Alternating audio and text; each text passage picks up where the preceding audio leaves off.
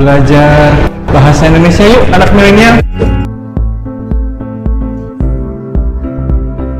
Drone is easy photography. Secara umum, drone merupakan sebuah kendaraan udara tanpa awak. Bentuk drone menyerupai pesawat terbang atau juga helikopter dalam ukuran kecil yang dapat dioperasikan tanpa dikendarai oleh awak atau pilot. Mawar dengan motif menyerupai batik dengan perpaduan warna yang menarik. Mawar memang dikenal memiliki aneka warna. Mawar yang satu ini memiliki aneka warna dalam satu bunga. Celengan babi biru ini adalah hadiah ulang tahunku dari orang tua saat aku masih kecil. Sebelum memulai menjelaskan, teks deskripsi adalah teks yang menjelaskan suatu objek secara rinci dan juga sesuai fakta atau kenyataan. Hai Bapak Ibu Guru dan teman-teman, hari ini saya ingin memberitahu Bapak Ibu Guru apa itu deskripsi. Simak ya. Deskripsi adalah suatu upaya mengolah data menjadi suatu yang diatur secara jelas dan tepatnya dengan tujuan agar dimengerti oleh orang yang tidak langsung mengalaminya sendiri. Buku novel kesayanganku. Bola adalah olahraga yang menyentuh. Saya sangat menyukai permainan yang bernama sepak bola itu. Aku akan mendeskripsikan teks yang berjudul handphoneku.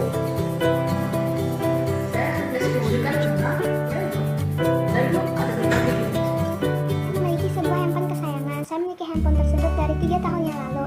Handphone kesayangan. Handphone milikku sangat bagus dan dibelikan oleh orang tuaku saat aku. Namanya Rocket Winning. Rocket Winning dibuat oleh perusahaan Tiongkok. Virus corona atau server akut. Yang saya akan mendeskripsikan adalah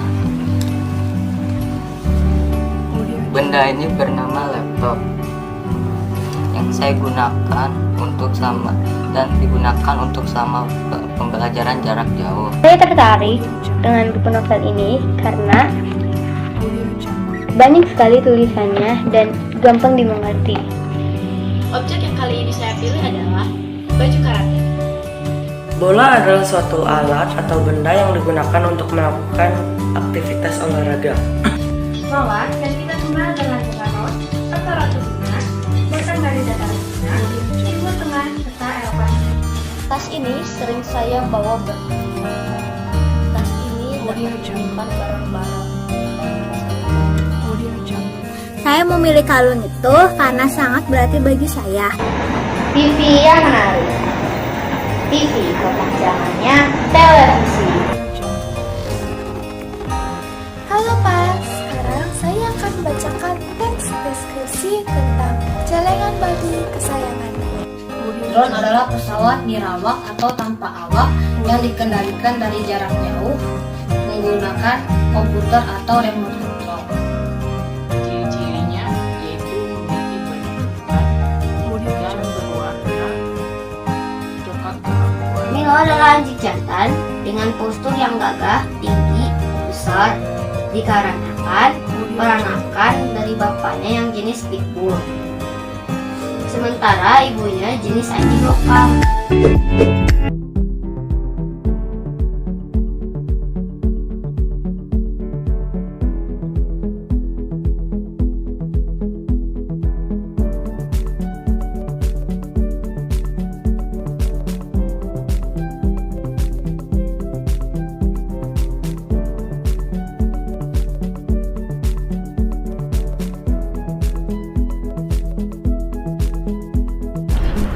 Halo anak milenial, welcome back to my channel. Salam literasi.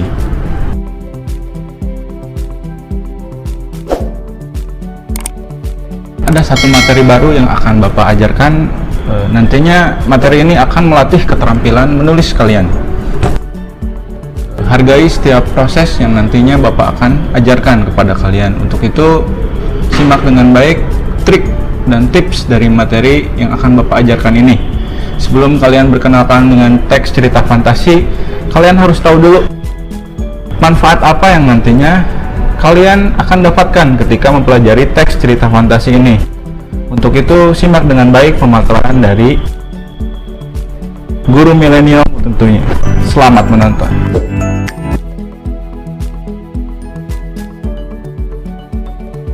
Untuk menjadi seorang penulis yang kreatif, tentunya diperlukan daya imajinasi yang tinggi untuk menunjang kreativitas kalian nantinya.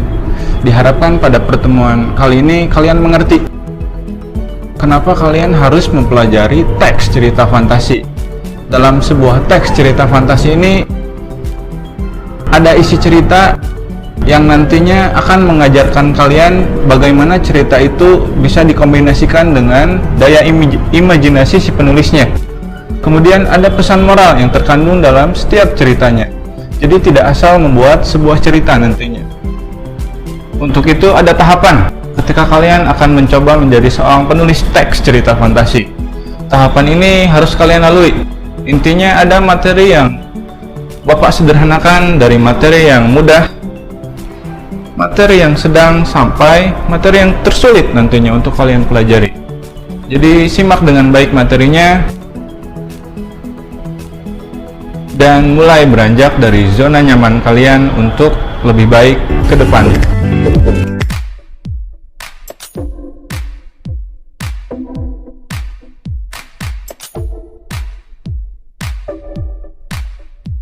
Teks cerita fantasi itu terbentuk dari daya imajinasi si penulisnya.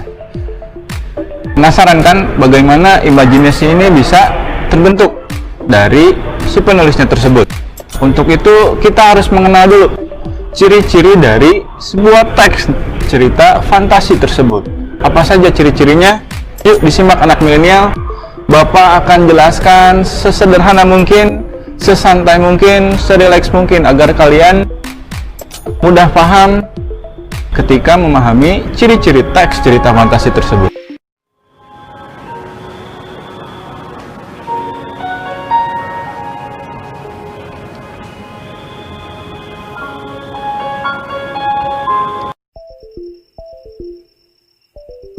Ciri umum teks cerita fantasi.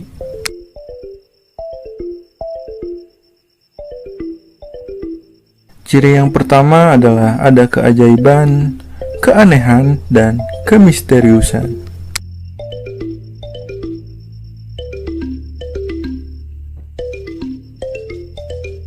Poin pertama ini menitik beratkan pada tokoh dan latar yang diciptakan penulis. Justru tidak ada di dunia nyata atau modifikasi dunia nyata, yang mengakibatkan pada cerita fantasi ini hal yang tidak mungkin menjadi biasa dalam ceritanya. Yang kedua adalah ide cerita.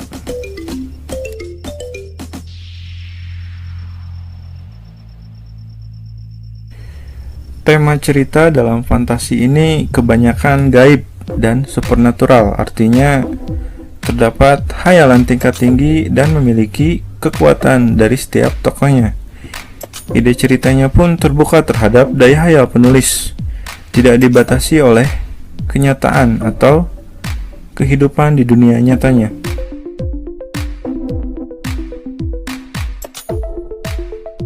Yang ketiga adalah menggunakan berbagai latar, lintas ruang dan waktu. Ada hal menarik dalam poin ketiga ini, yaitu tokoh-tokoh yang ada dalam ceritanya itu bisa hidup di dunia berbeda. Jadi ada dua dunia. Peristiwa yang dialami tokoh tersebut terjadi pada dua latar, yaitu latar yang masih ada dalam kehidupan sehari-hari dan latar yang tidak ada pada kehidupan sehari-hari. Yang keempat adalah tokohnya unik atau memiliki kesaktian. Tokoh dalam cerita fantasi bisa diberi watak dan ciri yang unik yang tidak ada dalam kehidupan sehari-hari. Misalnya, memiliki kemampuan sihir yang tidak masuk akal. Yang kelima bersifat fiksi. Fiksi di sini artinya bukan kejadian nyata, Makanya cerita fantasi itu bisa diilhami oleh latar nyata atau objek nyata dalam kehidupan, tetapi diberi sentuhan fantasi atau unsur imajinasi. Yang keenam adalah bahasa. Bahasa yang digunakan dalam teks cerita fantasi bersifat variatif atau bermacam-macam, kemudian ekspresif, sesuai dengan emosi dari si penulisnya, dan menggunakan ragam percakapan. Tetapi percakapan di sini dalam sebuah teks cerita fantasi bukan bahasa formal atau bahasa baku.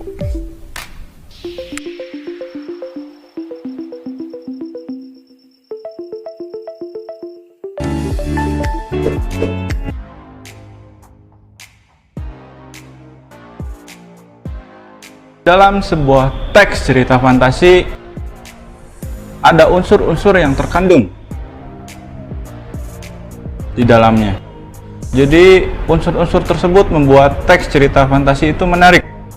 Artinya tahapan kedua, kalian harus memahami unsur-unsur dari sebuah teks cerita fantasi. Jadi teks cerita fantasi itu ada unsurnya. Untuk itu, simak penjelasan Bapak mengenai unsur-unsur dari teks cerita fantasinya. Usahakan relax dulu, kemudian bahagia dan berpikir kritis tentunya anak milenial. Selamat menonton.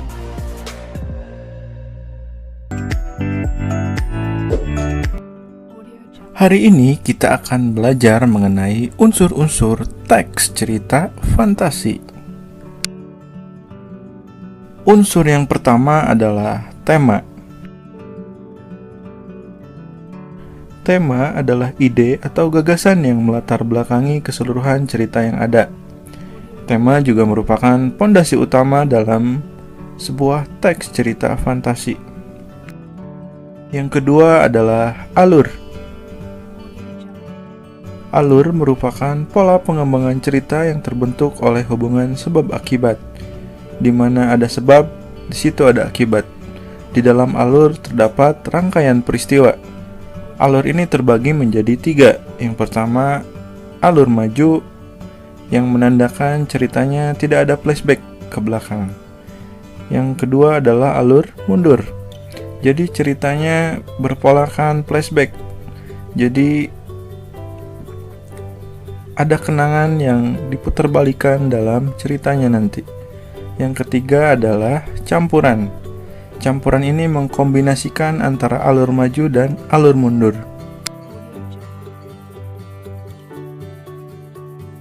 Yang ketiga adalah penokohan. Penokohan merupakan cara pengarang untuk menggambarkan karakter tokoh-tokohnya. Ada berbagai cara untuk menggambarkan karakter tokoh tersebut. Cara-cara tersebut adalah sebagai berikut. Yang pertama, menyebutkan secara langsung. Semisal, dalam ceritanya ada tokoh yang bernama Eli. Eli digambarkan sangat ramah kepada teman-temannya. Ia tidak sombong walaupun sudah menjadi juara kelas. Karakter tokoh Eli pun digambarkan sangat ramah terhadap teman-temannya dan tidak sombong, kemudian pintar. Yang keempat adalah latar. Latar adalah tempat, waktu, dan suasana ketika peristiwa dalam cerita itu berlangsung. Jadi latar itu bukan hanya tempat, tapi ada juga waktu, ada juga suasana. Yang kelima ada sudut pandang. Sudut pandang atau yang lebih dikenal dengan point of view adalah posisi pengarang dalam membawakan cerita. Posisi pengarang dalam membawakan cerita ini terbagi menjadi 3. Yang pertama, pengarang berperan langsung sebagai orang pertama, sebagai tokoh utamanya nanti dalam sebuah cerita. Yang kedua, berperan sebagai tokoh tambahan. Yang ketiga, berperan sebagai orang ketiga yang serba tahu atau sebagai pengamat. Yang keenam adalah gaya bahasa. Gaya bahasa merupakan bentuk dari pengungkapan ekspresi kebahasaan sesuai dengan kedalaman emosi dan sesuatu yang digambarkan pengarang secara tidak langsung. Gaya bahasa ini mencakup diksi atau pilihan kata. bisa juga majas atau bahasa kiasan, dan citraan atau penggambaran. Poin yang terakhir atau yang ketujuh adalah amanat. Amanat merupakan ajaran moral atau pesan yang hendak disampaikan pengarang kepada pembaca melalui karyanya. Amanat dalam cerita imajinasi akan disimpan rapih dan disembunyikan pengarangnya dalam keseluruhan isi ceritanya. Oleh karena itu, untuk menemukannya tidak cukup dengan membaca 2 atau 3 paragraf, tetapi harus menghabiskannya sampai tuntas. Jadi kalian harus membacanya dari awal sampai akhir cerita.